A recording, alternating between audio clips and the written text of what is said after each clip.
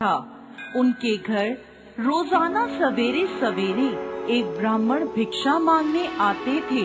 जब भी साहूकार की कोई बहू या सेठानी उसे भिक्षा देती तो वह उन्हें आशीर्वाद देते और कहते, अपने पति के कंधे राज करो।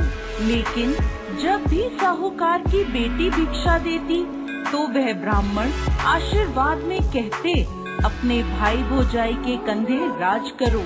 साहूकार की बेटी को ये बात बहुत बुरी लगती थी। एक दिन उसने अपनी माँ से कहा, माँ, ये पंडित जी जब भी भाभियाँ या आप भिक्षा देते हो तो आशीर्वाद में कहते हैं, अपने पति के कंधे राज करो। जब भी मैं इन्हें भिक्षा देती हूँ तो ये मुझे कहते हैं, अपने भाई भौजाई के कंधे राज करो। तो उसकी माँ ने कहा, तू कल भिक्षा देने जाना, जब वो तुझे आशीर्वाद देंगे तो मैं उनसे इसके पीछे का कारण पूछूंगी। अगले दिन ब्राह्मण जब भिक्षा आए तो माँ वहाँ आ गई और ब्राह्मण से कहने लगी, आप इसे ऐसा आशीर्वाद क्यों दे रहे हो? तब ब्राह्मण ने कहा, क्योंकि इसकी किस्मत में सुहाग नहीं है। तब सेठानी ने ब्राह्मण से इसका कोई उपाय पूछा। तब वह ब्राह्मण बोले, यदि सोबा धोबन इसकी शादी में आकर आशीर्वाद दे तो इसका पति बच सकता है।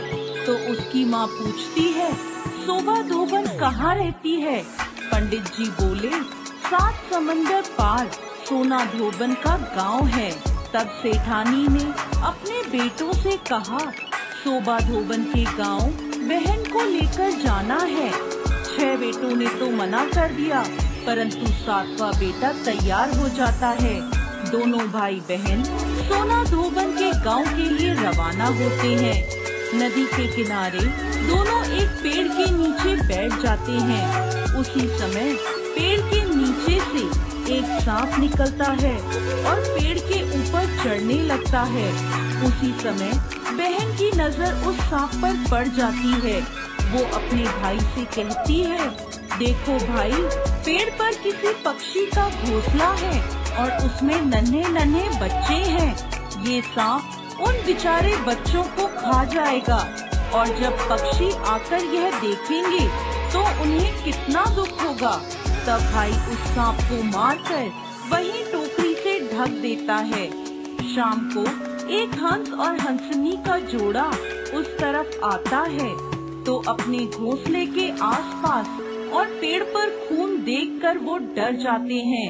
उन्हें लगता है कि उन दोनों भाई बहन ने उनके बच्चों को मार दिया। तो वह वहाँ आते ही उन दोनों को चोंच मारने लगते हैं। तभी बहन टोकरी उठाकर उसके नीचे पड़ा सांप दिखाती है और कहती है, हमने तुम्हारे बच्चों को इस सांप से बचाया है और ये खून इस सांप का है। तब हंस और हंसनी बहुत खुश होते हैं और उन दोनों को अपनी पीठ पर बिठाकर समुद्र पार सोबा धोबन के गांव में छोड़ आते हैं। सोना धोबन का भी बहुत बड़ा परिवार था, जिसमें उसके बेटे और बहुएं सब साथ साथ रहते थे। साहूकार का बेटा और बेटी भी उस गांव में ही घर लेकर रहने लगे। रोजाना रात को साहूकार की बेटी सोना धोबन के घर जाती और खाना पानी, साफ सफाई, घर के सभी काम करके सुबह होने से पहले अपने घर वापस लौट आती थी।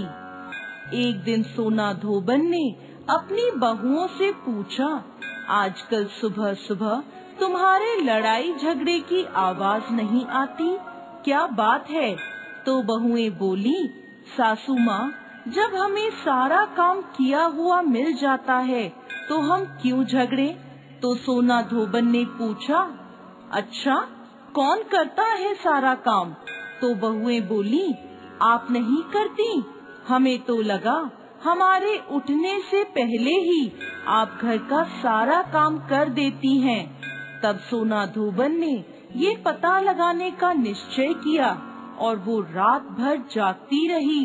जब साहूकार की बेटी आई तो सोना धोबन ने उसका हाथ पकड़ लिया और पूछने लगी, कौन हो तुम और क्यों मेरे घर आकर सारा मेरे घर का काम करती हो? तब साहूकार की बेटी ने ब्राह्मण वाली सारी बात सोना धोबन को बता दी और कहा, यदि आप अपनी सोमवती अमावस्या का फल मुझे दे दें तो मेरा सुहाग अमर हो जाएगा। सोना धोबन ने उसकी बात मानते हुए उससे कहा, जब तुम्हारी शादी पक्की हो जाए तब मुझे न्योता भेज देना, मैं तुम्हारी शादी पर जरूर आऊंगी। इसके बाद दोनों भाई बहन अपने घर वापस आ जाते हैं और बहन के लिए लड़का ढूंढकर शादी की तारीख पक्की होती है। सोना धोबन को भी न्योता भेजा जाता है। शादी के दिन फेरों के ठीक बाद एक सांप आता है और दूल्हे को डस लेता है, जिससे दूल्हा